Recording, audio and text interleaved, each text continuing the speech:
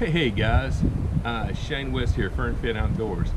You ever been in a predicament where you were sitting in your boat seat, maybe kayak in this case, and the trolling motor, the handle's just way too high to be comfortable for you when you're going down the river or the lake or the creek or wherever you may be. And what we're going to do now is I'm going to show you a way that we can make it a lot more comfortable to be able to control the boat and steer it when we're riding in it.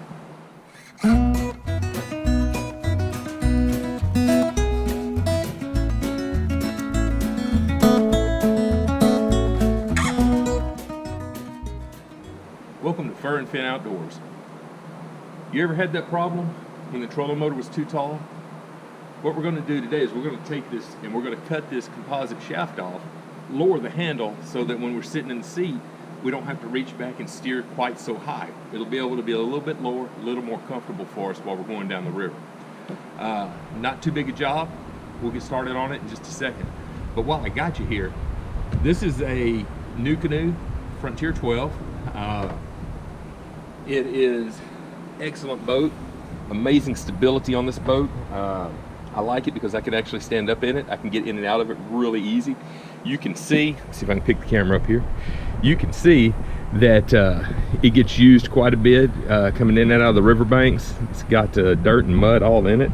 I've refabricated the seat base to be a little bit lower. This typical new canoe seat will sit you up about 6 to 8 inches higher than what this one does. And I've made this one out of aluminum tubing, and it works really well to keep the center of gravity down a little bit so that you can have a little bit more stability when you're going down. But I'm actually thinking about moving this seat up to the front so when my wife goes with me, she can sit there, and then I'll take the taller seat and keep it in the back. That way I'll be able to see over her head. But that's a side note for what we're doing today. Let's go ahead and head inside over here and see if we can go ahead and get this thing cut down so that it will be a little bit more manageable. All right, we got the trolling motor, we got the head taken off of it. I took the head off of it here, 6 screws that you pull out of the bottom. Once you get the screws out, the handle is connected to just a little small square protrusion in there. It's got one Phillips head screw that holds it on. You take the handle off, take the 6 screws out, disconnect all of your wires that hook into it from the motor and the battery. I took a picture of them on my phone just in case I forgot the way that they went. And then all we've got left to do is cut the shaft down to where we want it. I'm going to cut this one down 10 inches, and that should get me pretty much where I want it to be. It won't be quite so high.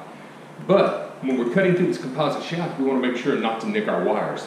The power wires coming up, because that would definitely lose any waterproofness that you had. So what I'm going to do is I'm going to take an old extendable paint handle for a roller, and I'm going to take the inside part, cut me off a piece of it, and I'll use it to slide down inside. That way it will protect the wires when I'm cutting through. Red Wasp after me. Guess he doesn't want me doing this. Okay, we got the handle cut from the inside of the paint handle. It's going to be our protection pipe. So we're going to slide it over our wires, down inside the shaft of the trolling motor, and put a piece of tape around the top of this to keep it from falling down in there. That way we know that it will be protecting where we're cutting.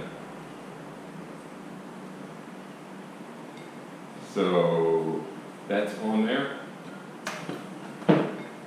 So it should be protected down. I've got a mark right here where I want to cut it. I'm going to try and use the Dremel tool to make my cuts around here and see how that works for us. It'd have been really bad if the battery would have been dead on this thing, wouldn't it?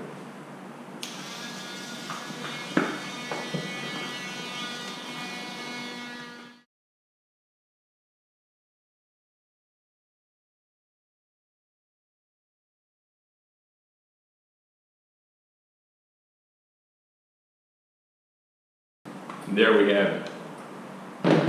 Got it cut.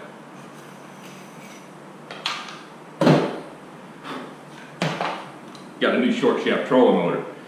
Now all I've got to do is I'm gonna have to drill a hole through here to be able to mount the head back on it.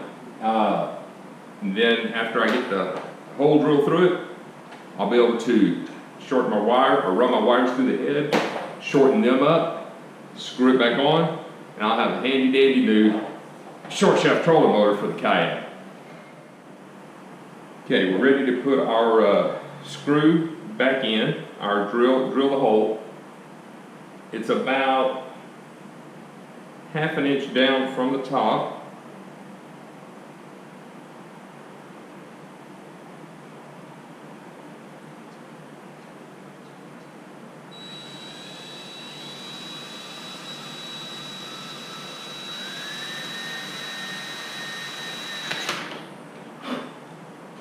Okay. Now what I'm going to do is move my wires out of the way so I can drill straight through and keep these holes directly across from each other.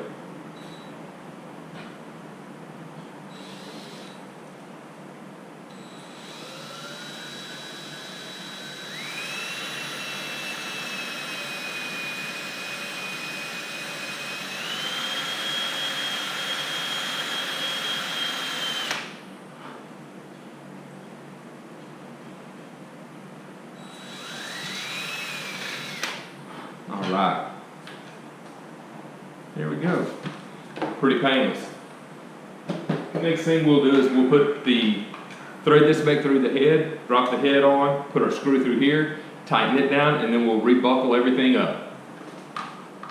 Okay, go ahead and thread our wires back up through here, where it'll be coming in from the motor.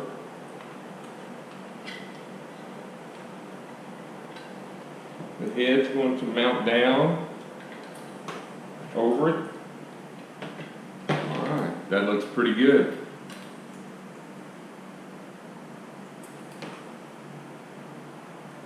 Right there, pretty straight.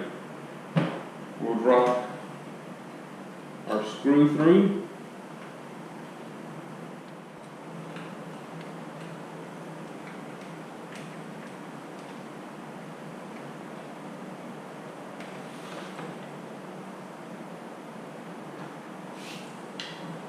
Okay, putting the screw in now. There's actually a lock nut on the back side of it here, so I'll get it screwed in.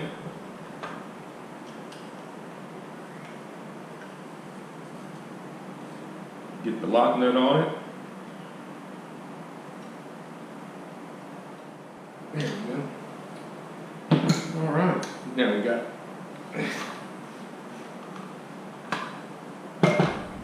so now, all we got to do is hook this critter back up. But, just to make sure all the wires go in the correct places, like I said, I did take a picture on the phone, so we're going to reference our picture and make sure they all go back like they were. Not quite sure what would happen if we did it incorrectly, but I tell you what, I don't want to find out.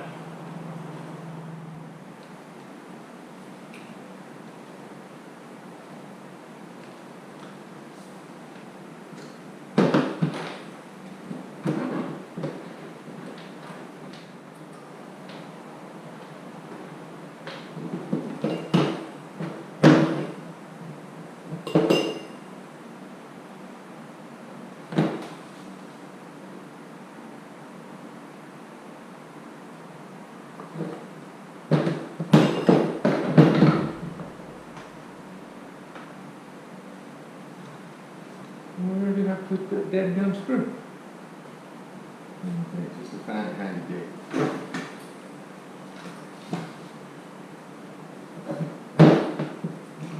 Oh, there it is. Hiding from me.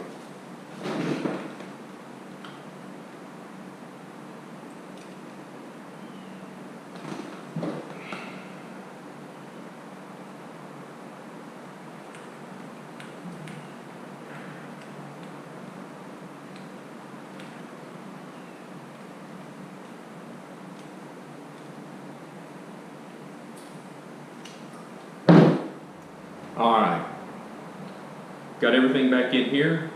Handles back attached with the one little Phillips screw we talked about earlier. All I've got to do is put the top cap on it and screw it down, and we should be ready to give her a test drive. Let's see what happens.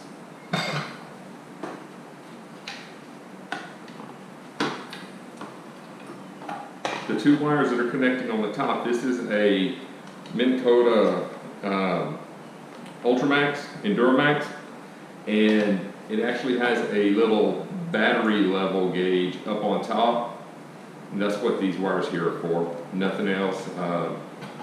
Honestly, it doesn't work half the time anyway. So, there we go, that on there. Tuck our wires back up in here in the little slots.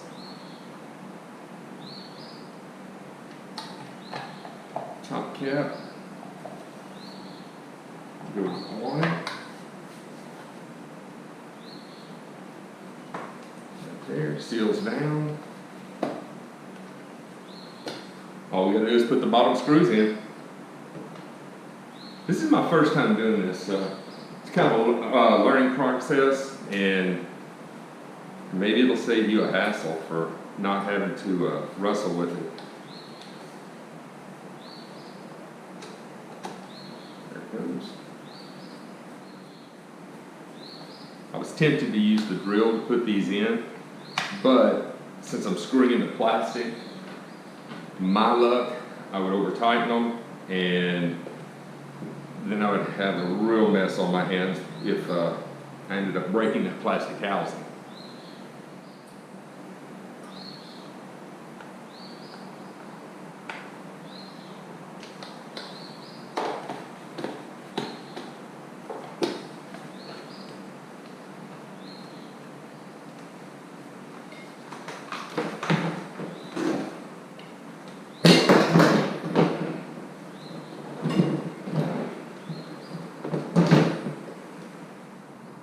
There you have it.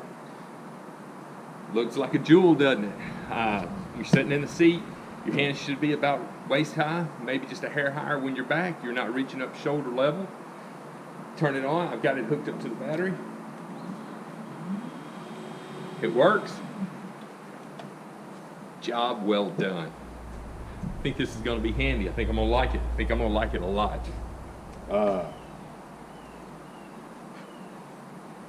If you decide to try something like that, it might be something that you want to do that'll come in handy. Let me show you back here on the back where it is good short shaft just below the keel of the boat, where the center of the motor is. The skeg on the motor is actually what goes down below the bottom of the boat here. I've got range to turn. I can almost make a full 360. But I don't really need to make a 360 if I've got reverse, right? But most I'll ever do is probably a 90-degree turn, such as that. So I think it turned out really well. A quick, easy job, nothing too hard, nothing too fast. Works good. I just hooked up the little battery here in the front. It's just a little 28 amp hour battery that I use sometimes. If we're not going to be going too far down the river, I can run 50% going with the current and then crank it all the way up on high on the way back, and I've got plenty of battery. But typically what I'll end up using is the larger 24 series battery here. It allows me to run wide open both ways. One other thing I wanted to mention about the new canoe here is that in the back of the boat where the trolling motor sits, there's actually a hole underneath this little transom plate that is designed for a dolly. The transom plate bolts through it. It's used for several different things, but the one thing that's missing from these boats is nowhere in the back to tie your boat into the truck. You could tie onto the little pad eyes here, but they are only held on either by screws that probably do not have a backing on them or by rivets. But what I do instead is I'll take my ratchet strap and I loop it all the way around the back of the boat, let it cinch up tight, and then I'll bring it into the truck over here. And that way I'm putting force over the whole back of the boat, not on one single spot. But that was just a side note. Nothing that nothing that was life changing there. So with that being said, that wraps up another episode of Fern Fin Outdoors. One thing I wanted to mention is I've had some people asking me, they said one of the episodes is missing, and I believe it's the third or fourth episode is missing.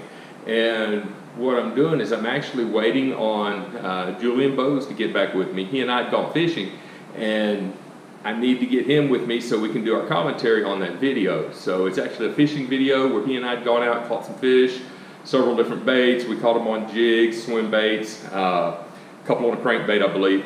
But anyway, as soon as he gets that and gets with me, we'll get that loaded and get that one posted also. But until then, I'd like to say it's nice and cool here in Texas. It is cooler than it has been. We've been getting in the 50s at night and low 80s during the day. It's still hot. But hey, go outside, enjoy the cool weather while it's here, before it gets too terribly cold and before summer gets back here, as we know it'll be here all too soon. So anyway, go outside, enjoy the great outdoors, get outside and do something.